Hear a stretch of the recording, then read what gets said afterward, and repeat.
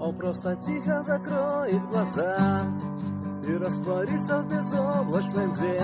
Она ему не нужна, чтоб убедиться в себе. Он только сможет ее попросить, она не сможет ему отказать. Под сердцем верно хранить